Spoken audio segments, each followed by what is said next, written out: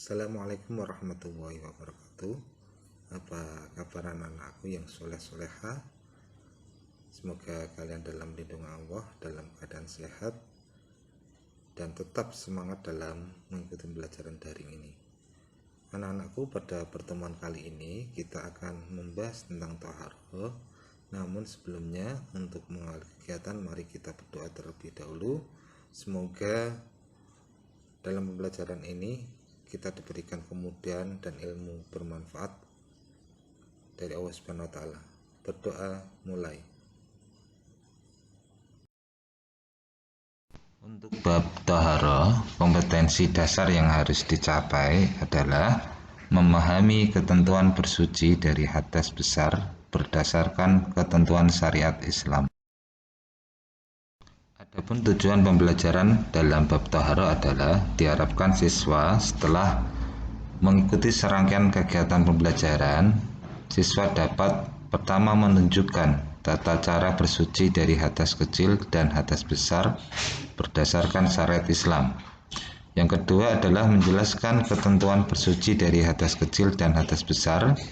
Yang ketiga adalah menunjukkan contoh bersuci dari hadas kecil dan hadas besar. Sedangkan indikator yang harus dicapai dalam bab taharah adalah yang pertama, siswa dapat menunjukkan tata cara bersuci dari hadas kecil dan hadas besar berdasarkan syariat Islam. Yang kedua, siswa dapat menjelaskan ketentuan bersuci dari hadas kecil dan hadas besar.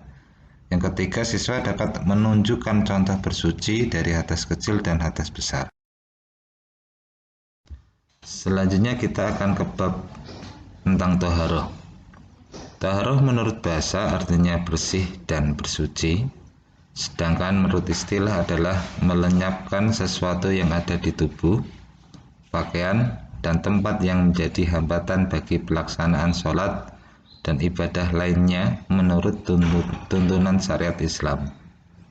Sedangkan dalil tentang taharah dijelaskan di dalam surat Al-Baqarah ayat 222 yang berbunyi, Bismillahirrahmanirrahim, Innallaha yuhibbut tawwabina wa yuhibbul mutatahhirin, yang artinya sesungguhnya Allah mencintai orang-orang yang bertaubat dan orang-orang yang mensucikan diri.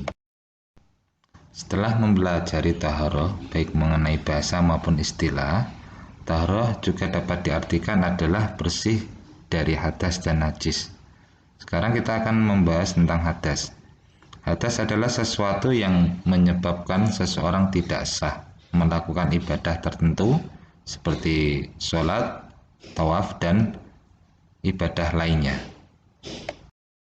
Untuk macam-macam hadas itu dibagi menjadi dua, yaitu hadas kecil dan hadas besar.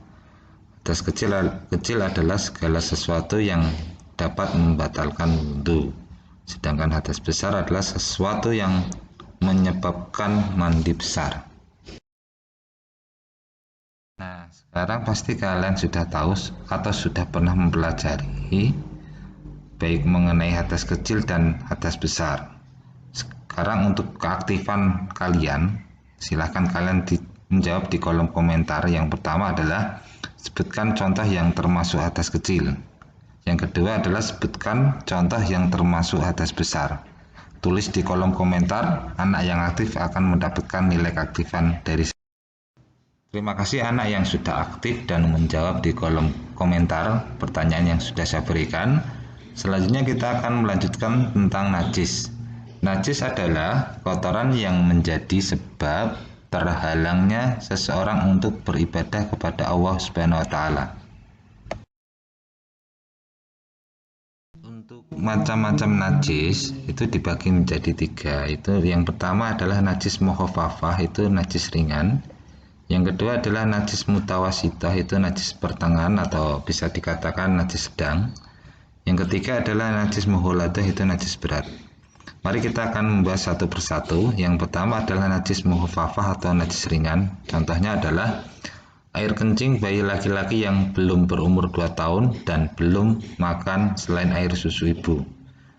Dan cara mensucikannya sangat mudah sekali, cukup memercikkan atau mengusap air yang suci pada permukaan yang terkena najis. Yang kedua adalah najis mutawasitoh atau najis pertengahan. Contohnya adalah najis jenis ini adalah darah, nanah, seni, tinja, bangkai, binatang, dan sebagainya. Pertanyaan selanjutnya silahkan dijawab di kolom komentar. Bagaimana cara mensucikan najis mutawasitoh?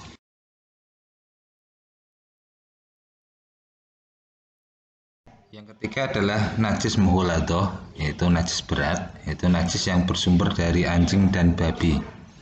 Dan cara mensucikannya adalah melalui beberapa tahap, yaitu dengan membasuh sebanyak 7 kali.